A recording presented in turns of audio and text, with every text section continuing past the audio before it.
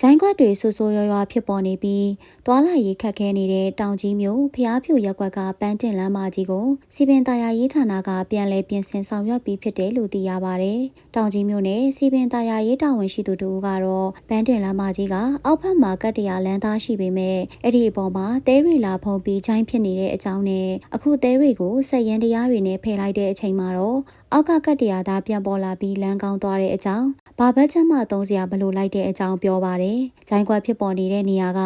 လမ်းနှိမ်ပိုင်းနေရာဖြစ်ပြီးတဲရီလာရောက်စုပုံနေတာကြောင့်ဂျိုင်းခွက်တွေဖြစ်ပေါ်နေရတာဖြစ်တယ်လို့ဖုံးအုပ်နေတဲ့တဲရီကိုဖယ်ရှားပြီးတဲ့နောက်လမ်းကပြန်လဲကောင်းမွန်သွားပြီလို့သိရပါတယ်။ဖျားဖြူရက်ကွက်မှာနေထိုင်တဲ့ဒေသခံတို့ကတော့လမ်းကောင်းသွားတာကြောင့်အများပြည်သူသွားလာရေးအဆင်ပြေသွားမှာဖြစ်ပြီးအဲ့ဒီလမ်းကကားအသွားအလာများသလိုဆိုင်ကယ်တွေကလည်းခဏခဏလဲကြတယ်လို့ဆိုပါတယ်။ဒါအပြင်လင်းလေအမိုက်ချင်းကိုသွားတဲ့အမိုက်ကားတွေကလည်းဒီလမ်းကနေပဲသွားရတာကြောင့်လမ်းပြင်လိုက်တဲ့အခါသွားလာရေးအဆင်ပြေသွားတဲ့အကြောင်းပြောပါတယ်။ပန်းတင်လမ်းမကြီးကတောင်ကြီးမြို့အတွင်းကနေဖျားဖြူကနာရွေးအထိဆက်သွယ်ထားတဲ့လမ်းမကြီးဖြစ်ပြီးလူဦးရေထူထပ်များပြားလာမှုနဲ့အတူရင်အသွားအလာလည်းများပြားတဲ့အကြောင်းသိရပါတယ်။